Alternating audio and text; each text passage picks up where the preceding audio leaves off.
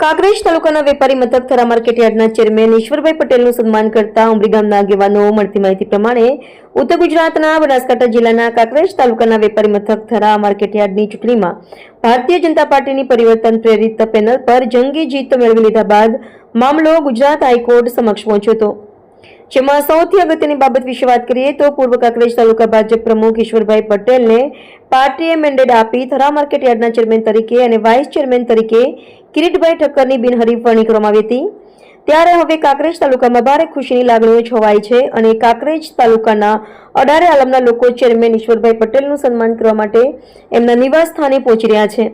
જેમાં બિલડી બનાસ બેંકના ડિરેક્ટર નવીનભાઈ પટેલનું પણ સન્માન ઈશ્વરભાઈ પટેલે કર્યું હતું અને ઉમરી ગામના પૂર્વ સરપંચ વિષ્ણુભા વાઘેલા, હાથીભા વાઘેલા, મુકેશજી વાઘેલા, નીરુભા વાઘેલા, નારખનસિંહ વાઘેલા, ધર્મુભા વાઘેલા, માનભા વાઘેલા અને પંજીભા વાઘેલા દ્વારા ફુલાર ફેરાવી શાલ ઉડાડી સન્માન કરવામાં આવ્યું હતું અને શુભેચ્છાઓ પાઠવી હતી.